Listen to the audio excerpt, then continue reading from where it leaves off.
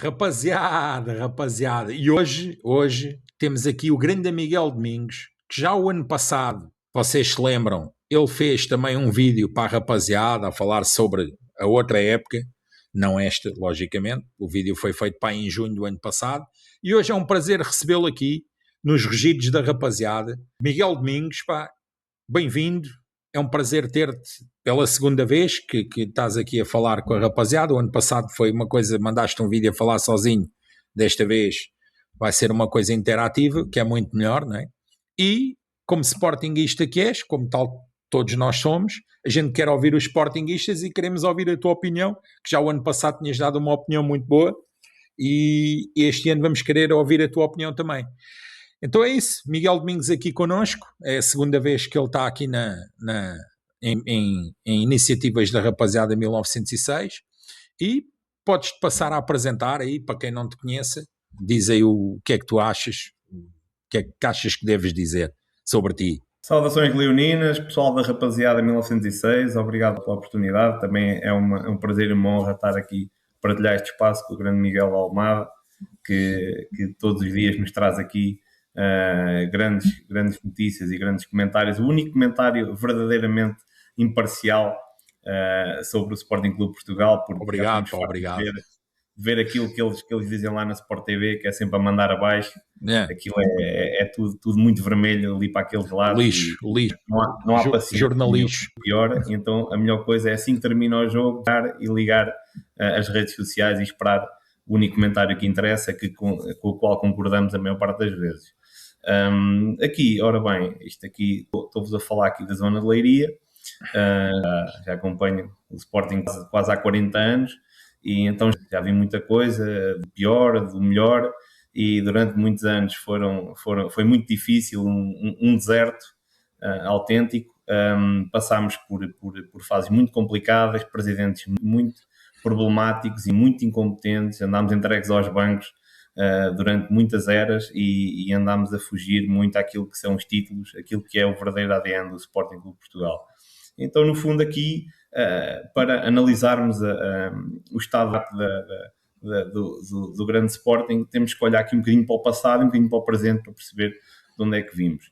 E quem me conhece sabe o quanto eu tenho criticado aqui Frederico Varandas, enquanto presidente do Sporting Clube Portugal. Os adeptos esquecem e desculpam tudo só porque se conquistaram os troféus e não conseguem ver a verdade, objetivamente, do que é que se passa, porque escondendo isso e os títulos, quando a bola bate no poste e entra, muita coisa se esquece e camufla-se muita coisa que depois vai colocar em causa e hipotecar o futuro. Eu tenho sempre dito que o Sporting foi campeão não por causa do Varandas, mas apesar do Varandas, porque quem ganhou na verdade foi o Amorim, com uma ajuda do Viana. Os adeptos dizem sempre que o Varandas é que tem o mérito de ter contratado, mas um relógio parado, apesar de inútil, está certo 2 vezes ao dia. Mal seja que nada se acertasse. É verdade que ele contratou o Amorim, mas analisando naquele momento, acaba por ser um bocadinho deslocado, atendendo à quantia de dinheiro que foi, que o Sporting nem sequer tinha aquele dinheiro na altura, e acabámos por ser também prejudicados em valores extra que pagámos porque falhámos as datas de pagamento. Portanto, o valor total acabou por rondar os 13, 14 milhões de euros, muito mais do que era o valor inicial, porque não tínhamos dinheiro, e ele fez um all-in que depois, por acaso, bateu certo. Mas se eu chegar ao casino e apostar tudo o que tenho no número da roleta ao calhas e acertar, não é por causa disso um grande jogador. Apenas tive uma sorte desgraçada. É verdade que ele contratou a Amorim, mas também apostou em Tiago Fernandes, em Lionel Pontes, em Silas e até no João Pereira, que dizia que em 5 anos ia estar num colosso europeu, mas acho que o único colosso europeu em que ele esteve é mesmo no Sporting Clube Portugal. Ele, além disso, não conseguiu pacificar a relação com as claques, que dão colorido à festa do futebol e são muitas vezes a chave de muitas vitórias com o seu apoio incondicional. Vão lá ver jogos à segunda-feira, atrás dos montes, e quem é que lá está? São as claques a apoiar no meio da chuva e a chegar a casa a altas horas. E isso tem que ser valorizado. Nem sempre é fácil, mas é preciso sentar, ter um discurso pacificador e unir o Sporting Clube Portugal. Isso é que é importante. Olhando depois para aquilo que acaba por ser o verdadeiro sumo da equipa, o nível das contratações, os jogadores, tirando aquelas que foram feitas durante o reinado do Amorim, que efetivamente tinha uma lista e tinha algum critério nas contratações, tirando essa parte, o que é que vemos? Temos Idrissa Doumbia, Borja, Elori, Rosier, Camacho, Eduardo Henrique, Vieto, Jezé, Bolazzi, Fernandes, Sporar, Vajanidis, Koshorashvili, Faia. E mesmo com o Mourinho tivemos Kovacevic ou o Biel. Isto enfim, o nível de acerto de seu Mourinho é francamente confrangedor e dá muito que pensar. E agora vamos ver como é que será este futuro. Já estamos a ter um vislumbre, mas pronto, sobre o futuro também falaremos oportunamente. Há de haver essa oportunidade para falar um pouco sobre isso. Tenho algumas ideias, mas deixarei então para outra oportunidade. Quanto a esta época foi muito preparada. Esta época, e atalhando, desculpa lá interromper-te, mas vamos... Não sei se aquilo que tu começaste por falar sobre a direção, se vais querer escavar mais um pouco sobre a direção ou direção representada pelo Presidente, né?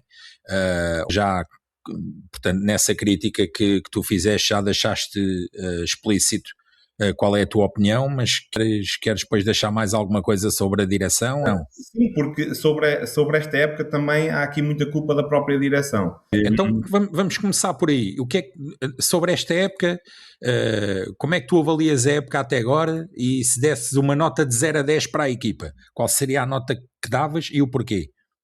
Bem, uma nota de 0 a 10, aquilo que foi a equipa, para ser minimamente razoável e até um bocadinho positivo, se calhar daria um 7.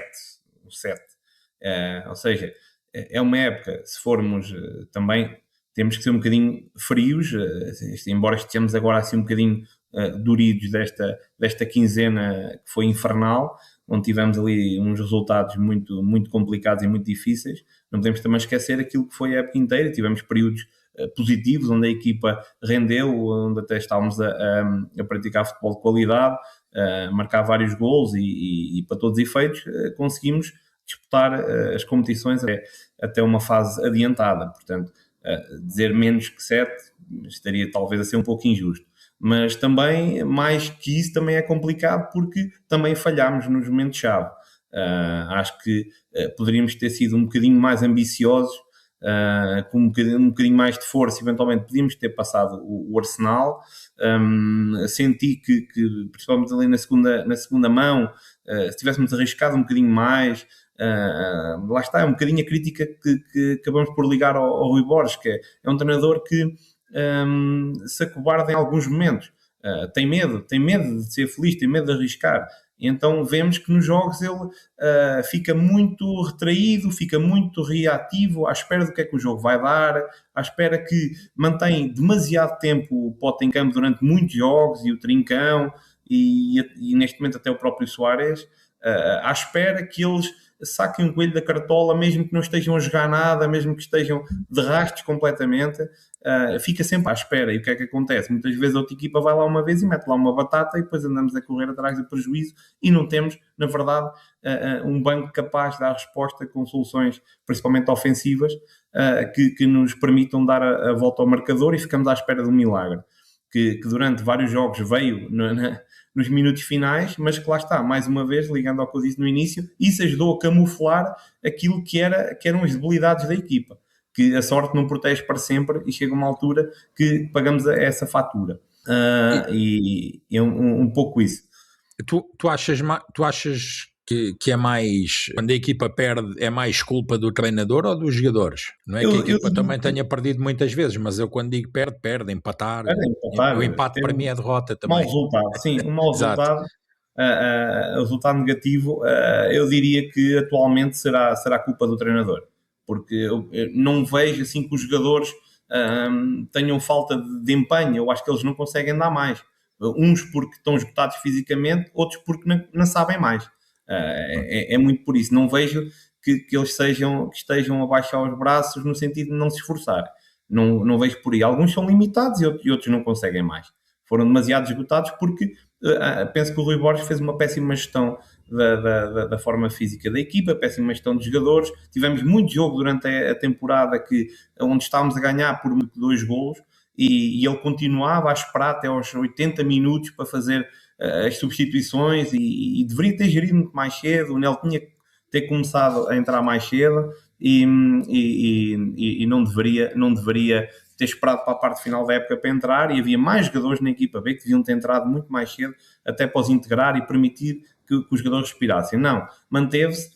Agora estamos a cometer outro erro, ainda ontem, com um resultado tão avolumado, continuamos a manter demasiado tempo o Suárez lá dentro, à espera de conquistar o título de melhor marcador da época, como se isso fosse uma coisa assim tão importante, podemos estar a arriscar a própria condição física do Suárez para a final da Taça de Portugal, e podemos vir a pagar essa fatura, o que eu acho muito arriscado.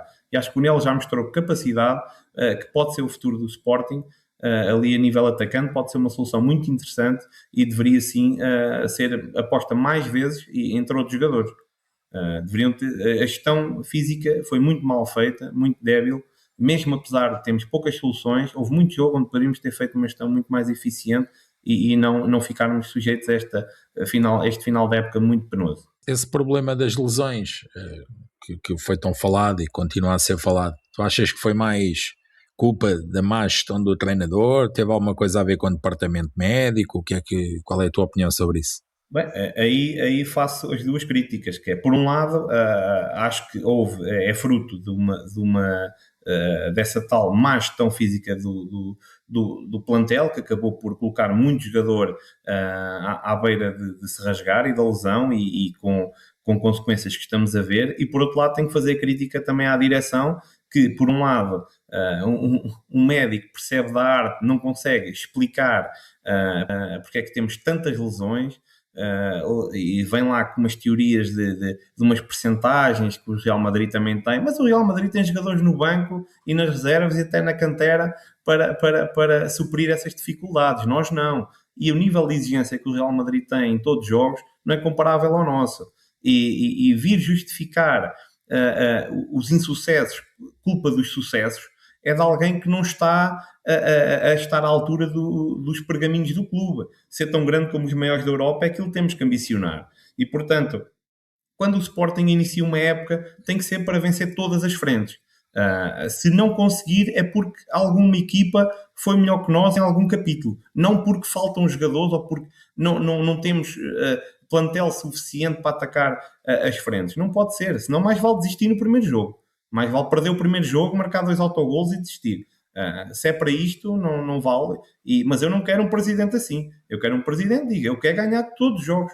E para isso, não posso ter 11 jogadores, nem 12, nem 13. Tenho que ter 16, 17 jogadores capazes de trocar um pelo outro e a equipa funcionar. E nós vimos que os nossos adversários fizeram isso em janeiro, que é uma crítica enorme a esta direção. O nosso mercado de janeiro foi muito fraco, à semelhança do que foi o mercado. Já o do ano passado tinha sido. Já tinha sido. Na verdade, das poucas condições, foi o próprio Suárez, que na verdade já vinha listado pelo Amorim, portanto nem é fruto desta direção, que também não entende, continua sem perceber qual é o papel do tal Bernardo Palmeiro, pensou que é o nome dele, diretor desportivo, que eu nunca ouvi, não fala, não diz, não percebo. Quem é que é responsável pelas contratações? É tudo demasiado opaco no Sporting, desde as contratações às lesões. Nunca sabemos o que é que os jogadores têm, qual é o tempo expectável de recuperação. Fazem um jogo ou dois, lesionam-se outra vez. Ninguém entende bem. Então a situação mais grave é do Ioannidis. Quando nós todos assistimos, já não me recordo qual foi o jogo onde ele regressa de lesão, recordo-me que o Relvado estava em péssimas condições e ele vem com a perna cheia de fitas, daquelas quineses, vem com a perna cheia de fitas, toda a gente estava a ver aquilo e era um desastre à espera de acontecer. E, portanto, rapidamente ele se rasgou outra vez e nem sabemos quando é que ele volta, nem ele próprio sabe. O treinador diz talvez até ao final da época. É tudo assim muito opaco, nunca há uma palavra clarificadora. Qual é o problema de ser claro no que estamos aqui a falar? Onde é que estão as unidades de grande performance? Onde é que isso está? Não sabemos nada. E penso que isso para os adeptos é muito negativo. E das duas, uma. Ou a direção está a mentir ou a esconder aos adeptos, ou por simplesmente também não sabe. Não sei qual das duas houve aquela do Luís Guilherme antes de jogarmos lá com os Andrades, que também não sabia quando voltava e de repente aparece nas notícias a dizer que tinha sido convocado para o jogo da taça lá para cima. Acompanhaste essa, não é? Também não havia previsão. e depois de repente está convocado para amanhã. Convocado quer dizer, no banco, não é? Mas levado para jogo e lá para cima. Essas coisas também não sabem, vem de encontro a isso que tu estás a dizer, é tudo assim claro, não é? Pouco claro, e acho que isso demonstra muita desorientação da direção, da equipa, do treinador. Ninguém sabe bem a quantas anda, com o que é que pode contar, e isso penso que é inaceitável em alta competição, não se entende, não se percebe. E isso é uma crítica que temos que fazer, estas recidivas, e já são 2 anos seguidos, a sorte não explica tudo, uma outra lesão de contacto, traumática é normal, tantas físicas, até os que chegam em janeiro já se rasgaram, quer dizer, ninguém percebe. 2 anos, quer dizer, e para o ano vai ser igual.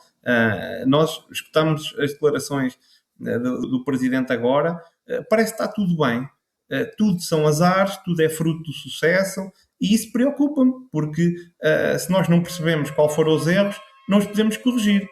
E, portanto, realmente fico muito preocupado, porque parece que está tudo bem. E se está tudo bem, nada vai mudar. Não vamos corrigir nada. E arriscamos a cair no mesmo. Falando dos jogadores, o que é que tu achas se em relação à qualidade na generalidade? Obviamente que há 11, 12, 13 jogadores, na minha opinião, que de facto são jogadores com os quais o Sporting pode contar para um nível mais elevado, mas depois os outros, ali a gente olhando para o banco, e tivemos vários casos este ano em que comparar o titular com o suplente é assim um abismo entre a qualidade de um e do outro. É um abismo, e às vezes não é porque o titular seja muito bom, o que ainda é mais preocupante. E tens um bom exemplo que é o Fresneda e o Vajanidis, que eu falei até várias vezes, que não é que o Fresneda seja grande jogador, o outro é que é mesmo muito mau. O outro custa 12 milhões e vinha para lhe tirar o lugar e ser o titular, e afinal exatamente. Faz parecer o Fresneda bom, ele que é muito fraco e era o nosso calcanhar daquilo, e agora afinal até parece razoável. Lá está, entre o Fresneda e o Vajanidis eu prefiro o Quaresma. Portanto, também é verdade, vezes, sem dúvida nenhuma. Lá estar. Mas sobre os outros jogadores, qual é a tua opinião? Bem, sobre os outros jogadores, lá está. Penso que o guarda-redes é bastante razoável, embora não goste muito do Virgínia, mas tudo bem, percebo, uma contratação custo zero, tudo bem, não é por aí o problema. A nível de centrais, temos aí algumas dificuldades, porque o Diomande é forte fisicamente, mas os pés são 2 tijolos, são 2 ferros em engomar.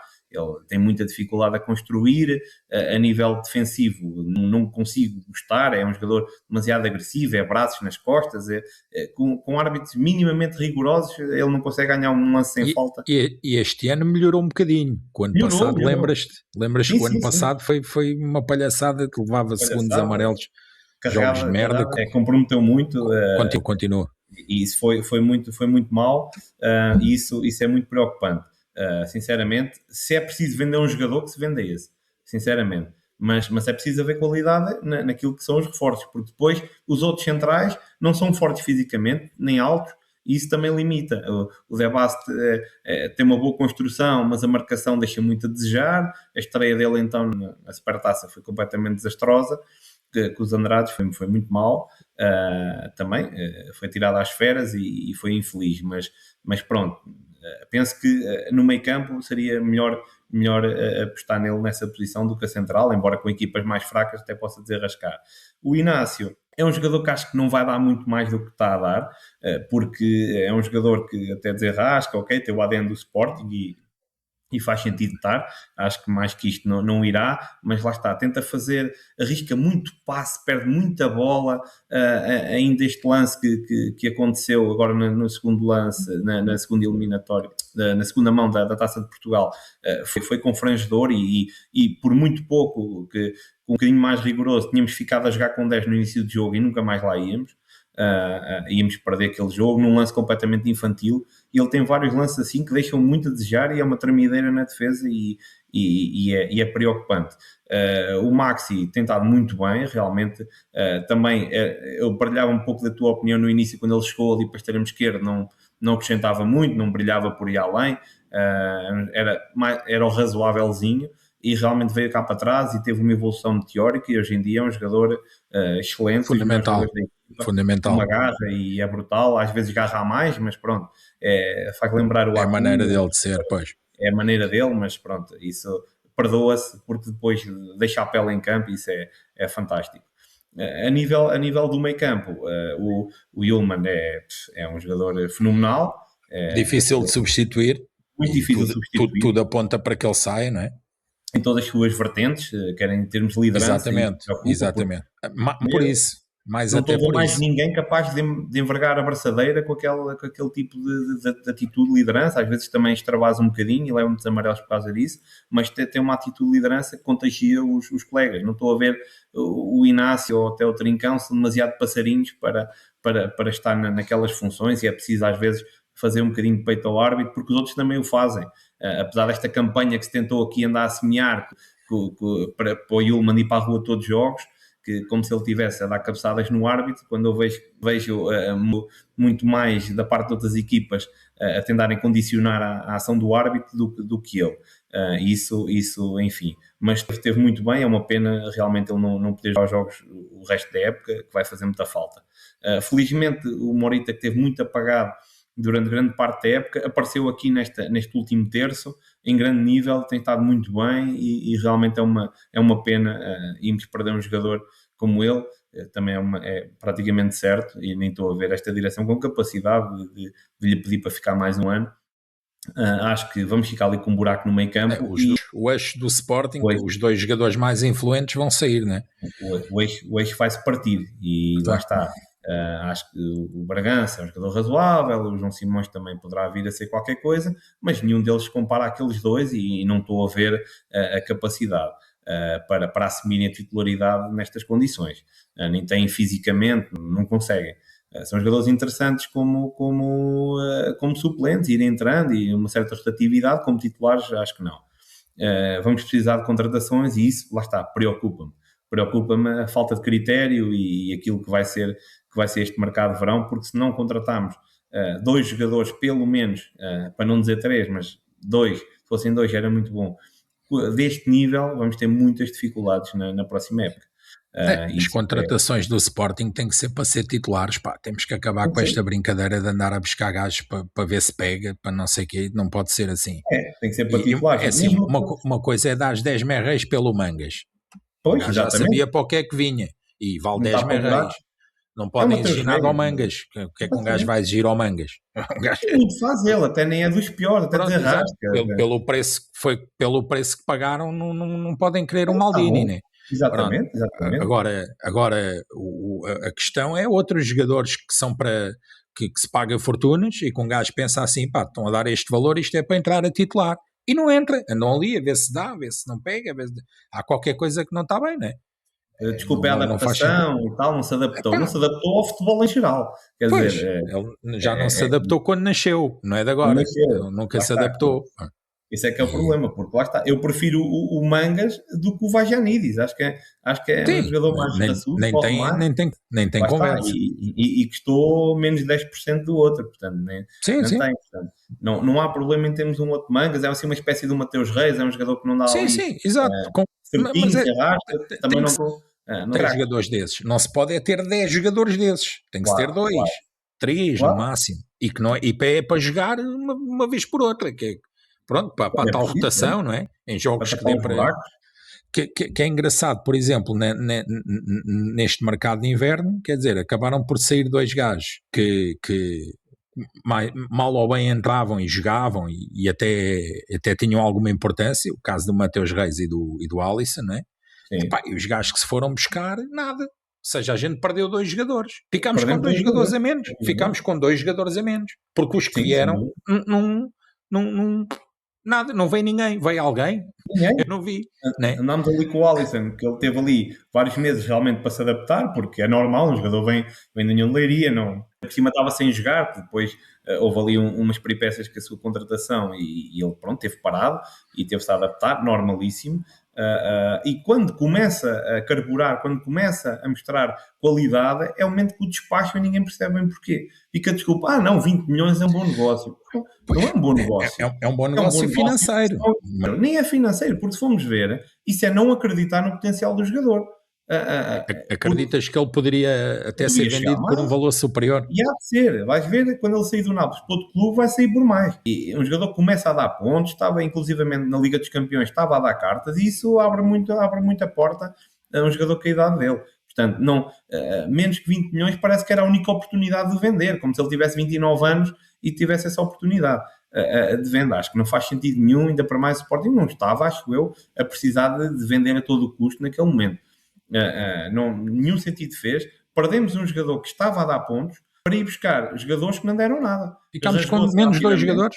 Menos 2 jogadores. Depois o Faye, que eu nem sei o que dizer. Eu não conhecia nenhum dos dois e bastou-me ver 5 minutos do Faye para perceber que aquilo não era jogador de nada. Ele entra, salva contra o Nacional da Madeira, entra e nós levamos logo um golo pelo lado dele e eu vejo na repetição que ele vinha para trás a andar. Ele não acompanhou o jogador e eu, pronto, já lá na esquerda, lá à frente, que o gajo caiu ou o que é que foi, que perdeu a bola, não é? Perdeu a bola. A segunda parte acaba de entrar e nem corre para trás para defender. Eu já vi que não preciso ver mais nada. Está tudo visto. Trapalhão, eu não consigo entender qual foi o critério desta contratação, o que é que viram nele assim tão maravilhoso para não, vamos dar 7 milhões por este craque. Está aqui um jogador em potência. Parece que agora só a segunda divisão espanhola é que tem craques, só o Almeria é que é ali um filão de ouro que eu não entendo. Os outros exploram outros mercados, vão para o norte, encontram lá jogadores realmente com potencial. Nós não, andamos ali, parece só o Almeria que tem jogadores. Nem sei como é que o Almeria não é campeão espanhol, se tem assim jogadores tão bons. E isso é realmente muito mau. Portanto, ficámos piores em janeiro. Com quem estávamos a disputar, a outra equipa foi-se reforçar com jogadores que deram pontos. Portanto, efetivamente, uns emprestados, outros comprados, deram pontos, outros são jogadores de futuro, e realmente percebe-se que há um critério na aquisição dos jogadores que não havia. Assim como eles mudaram, porque o ano passado também contrataram muito entulho, a começar pelo treinador. A grande vantagem que eles tiveram foi que eles tinham banco. Eles tiveram um banco. Faz toda a diferença. Eles tiveram um banco. Esta teoria que já vem com o próprio Amorim, que esse era um principal defeito que eu lhe apontava, ele achava que se ganhava tudo com 12, 13 jogadores. Que não era preciso mais. Eu percebo que assim é fácil gerir um balneário, porque nunca há azias. Jogam todos, nunca há azias. Isso é fraco. É preciso gerir os jogadores de forma capaz para que eles possam render a qualquer momento assim que são chamados. Para chegar ao final da época e poderem jogar. Essa questão do banco para mim ficou mais evidenciada quando jogas contra o Arsenal, né? E olhas para o no banco tens Nel, Felicíssimo, Simões, Simões nem sei se estava, mas o Faé, mas como é que um gajo está nos quartos de final da Champions League e olhas para o banco e tens aquilo no banco? Há qualquer coisa, aquilo foi um milagre. Claro, e olhamos para o primeiro jogo, para o jogo da primeira mão, e o gajo que faz o gol, o Havertz, pois, veio do banco. Está no banco. Mas é o Havertz. Se estivesse em Portugal, era o melhor jogador do campeonato. Sim, a Havertz e a substituição dele foi aquele outro gajo, o brasileiro, como é que ele chama? Aquele gajo com o nome italiano. Martinelli. Não, Martinelli. Foi os dois gajos que entraram. Olha para o banco, entra Martinelli, que é da seleção brasileira, e Havertz. E nem sequer lá estava o Odegaard, nem nada. Pois, e a gente olha para o banco, ele nem substituições fez. O Rui Borges não faz substituições, não pode. Então como é que ele vai meter aqueles gajos, pá? Mas esticou a equipa até ao limite, tu viste? Sporting fez eu na live eu falei disso, Sporting fez 2 substituições. Das 5 ele fez 2. Ficam 3 por fazer no jogo de lá. Sim, isso é o estado de incompetência àquilo que é a contratação dos jogadores pela direção e aos próprios jogadores que não sabem mais. Mas eu, mesmo assim, prefiro ter um jogador que seja um bocadinho mais fraco, mas esteja fresco e com vontade de jogar, do que uma camisola que anda lá dentro, que já nem anda. Que às vezes vimos e é triste ver o Suárez que no início da época pressionava, corria e agora quase só faz tabelas. Pois porque está a arrebentar, não vai. Isso prejudica muito a equipa. Mas mesmo assim, faltou aquela ambição, nós estamos empatados, o jogo está a acabar, temos um canto, Rui Silva lá para cima, qual é o problema de perdermos esse jogo? Pode haver um milagre, pode haver um golo, bota lá para cima toda a gente, o último minuto está a acabar. Não, vamos ficar aqui, fica bem na fotografia um empate, não é isto, não quero isto. Isto não é o meu treinador, não é a minha equipa tem que dar tudo e arriscar tudo. Se levar golos, paciência, mas deu tudo. Pá, Gana Miguel, entendido. A gente vai voltar a falar. Eu agora quero que tu me deixes aqui qual era a mensagem que tu dirigias a alguém que mande no Sporting Pá, pode ser o presidente, dirigente, treinador, alguém que tenha algum poder. O que é que tu lhe dirias à cara se o encontrasses?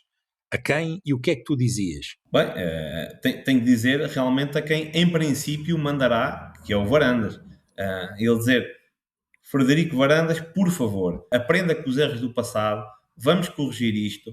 Este mercado de verão tem que ser muito bem pensado, temos que agir por antecipação, temos que ter 17 jogadores, 18 jogadores com capacidade para jogar a titular e para depois, se houver uma falha, então complementar com um jogador da equipa B ou outro, tudo bem, para começar também a crescer e vamos embora disputar todos os títulos. Temos que recuperar, não podemos iniciar aqui mais uma travessia do deserto, 19 anos, sem ganhar, porque temos que ser tão grandes como os maiores da Europa. É esse o nosso ADM e é para isso que temos que olhar. Boa. Agora, uma mensagem final, Miguel.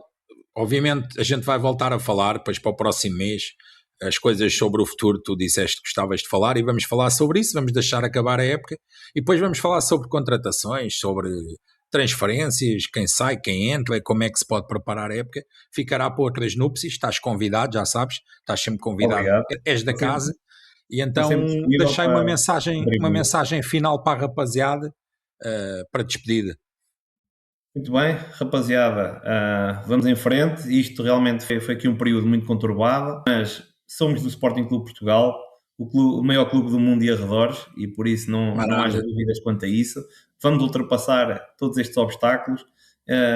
Se houver mais ou menos incompetência de quem manda, de quem gera, eles vão e vêm, nós ficamos sempre cá, vamos estar sempre a apoiar e vamos ganhar o campeonato e agora vamos em frente e ganhar a taça. Siga, bitaça. Não há nada, rumo à bitaça. Temos que ganhar, o resto são conversas. Grande Miguel, obrigado por ter estado aqui. Muito obrigado, é um prazer receber-te. Já sabes. E vamos voltar a falar mais vezes, está bem? Cá estaremos. Grande Forte abraço. Rapaziada, terminou mais um Rugidos da Rapaziada. Quem rugiu hoje foi o grande Miguel Domingos. E é assim, os outros queiram já sabem. Mandam um e-mail e a gente tem assim estas conversas sobre Sporting. E no momento o assunto é o treinador, os jogadores e a direção final da época, claro. Ok, rapaziada? Forte abraço a todos, continuem a seguir a rapaziada 1906, somos os maiores do mundo de arredores.